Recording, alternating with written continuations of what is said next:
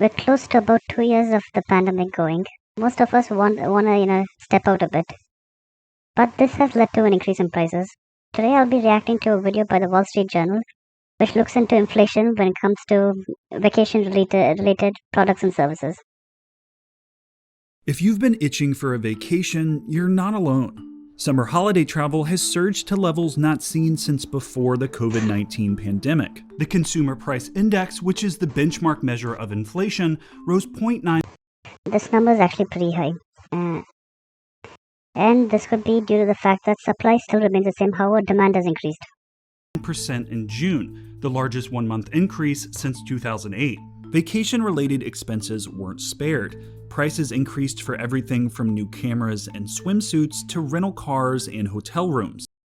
Okay, the thing about rental cars is now the percentage increase might be seen as an extremely high amount. However, this is due to the fact that rental car prices actually deflated during the pandemic due to the fact that there was a fixed amount of supply but hardly any demand.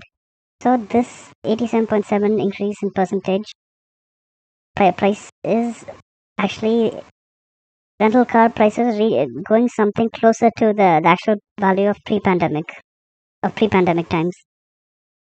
We're just have this kind of collective need to get out and about. Yeah, I agree with her. People, okay, I'm not a person who likes to step out, but most people tend to want to step out after the pandemic. Most of us aren't designed to stay indoors for like a year or so, at least for a year or so.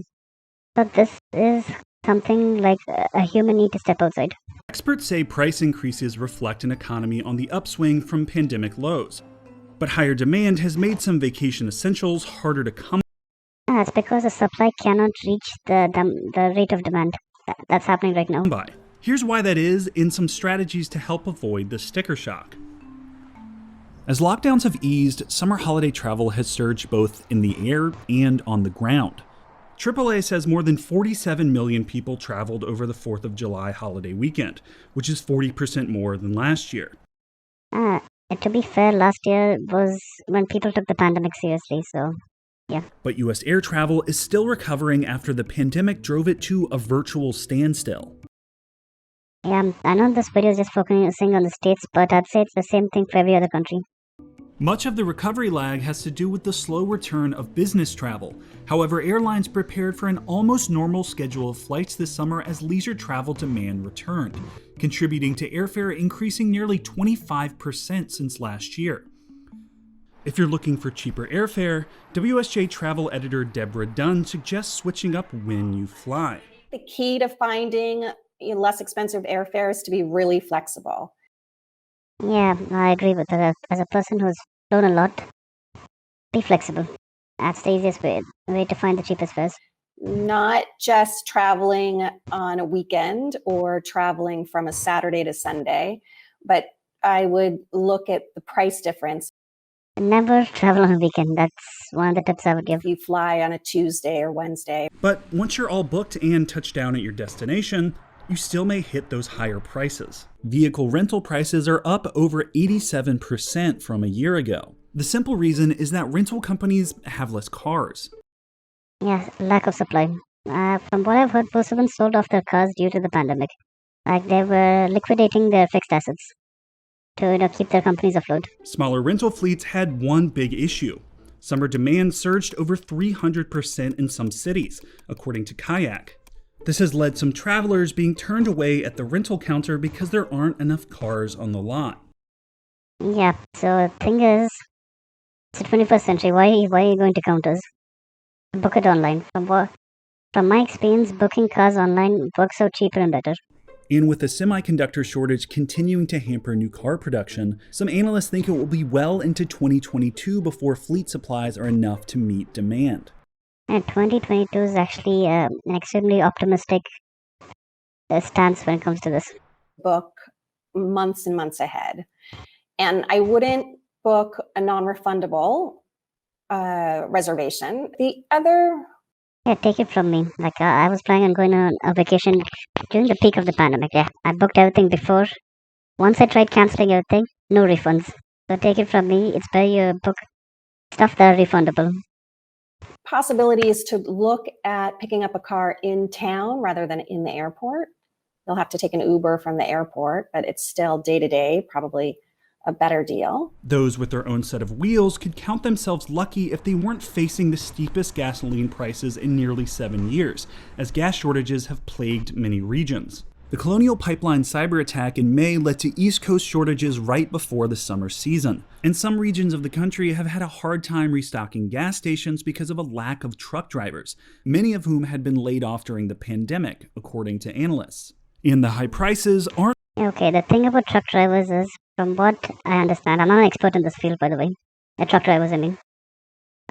I think that this situation could be sorted out in a few months at most.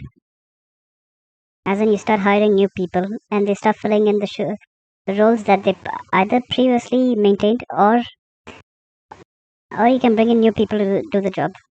Aren't restricted to travel expenses. Men's and women's swimwear prices were up 1.4% and 5.5% respectively, which analysts attribute to pent-up vacation demand. Demand outpacing supply has hit other demand outpacing supply. That's what I've been stating from the beginning. Vacation essentials as well, like cameras. Yeah, to be honest, I'd say cameras can't be considered essentials in 2021. Like, phones have excellent cameras. Sure, a DSLR would be much better than, let's say, an iPhone, but compared, let's say, 10 years back, phones have gone a long way. Which have risen in price by almost 6%. And depending on where your head hits the pillow, you could be paying more for accommodations. Room rates have recovered to pre-pandemic levels. Yeah, makes sense. Now the demand has reached pre-pandemic levels, hence, with the supply remaining constant, hence the pricings have risen back. But the slow return of business travel has kept occupancy rates slightly lower than before the pandemic. Now from this graph, you can see that it's only a slight difference, so I don't think it's going to affect anything that much when it comes to the hotel business, according to analysts.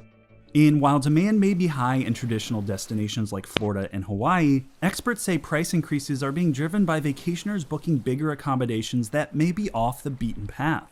Travelers are opting for larger hotel suites or entire rental houses to accommodate families vacationing together. Yeah, everyone wants to go for a vacation right now, so that explains this.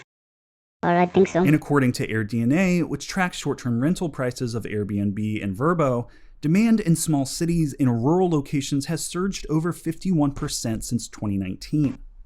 Okay, from this graph, it's not just small cities, but mountain destinations, coastal anything apart from urban and large cities seems to have risen.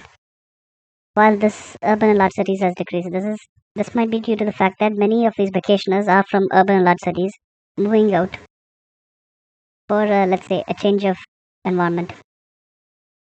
Actually, if you look at it, it's like close to 40% urban and large cities, which is pretty impressive when you think about it.